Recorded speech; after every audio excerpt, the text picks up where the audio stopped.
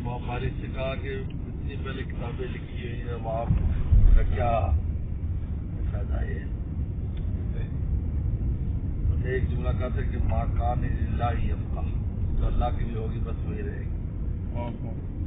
ایک جملہ کا ماں کان اللہ یبقا، ساری ختم ہو گئی، بس موتا مالک رہ گئی، سب چل نہیں سکی، اپنے قبولیت کے شکار ہو گئی، ختم ہو گئی.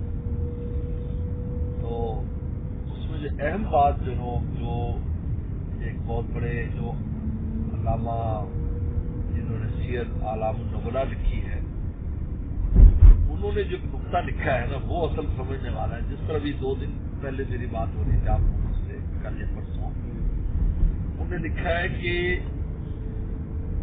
امام مالک رحمۃ اللہ علیہ بہت زیادہ صوم و صلات اور لمبی چوڑی عبادات نہیں کرتے تھے، علمی مشاغل ان کے بہت زیادہ تھے، لیکن ان کا اللہ کے ساتھ ایک خاص ربط تھا اصل میں. بس وہی ربط کی وجہ سے ان کو اتنی بڑی شان نصیب ہوئی ہے.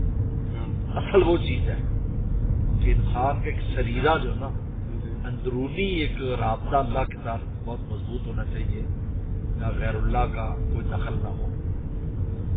پھر انسان کی جو مسائی ہے ان کو دباؤ بھی مل جاتا ہے اور قبولیت بھی مل جاتی ہے. ابھی میں جو بتا رہا تھا اس میں ایک خاص چیز اللہ تعالیٰ کو بزرگوں سے جو لی جاتی ہے،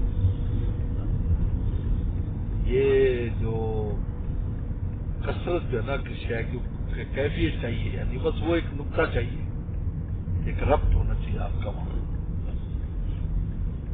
ماں کان اللہ ہی ابقا، جو اللہ کے وہ ابقا. امام مالک بھی باقی رہے گا، موتا بھی باقی رہے گی، ان کے تذکرے باقی ہے، موتا بھی باقی ہے. بڑی بڑائی جان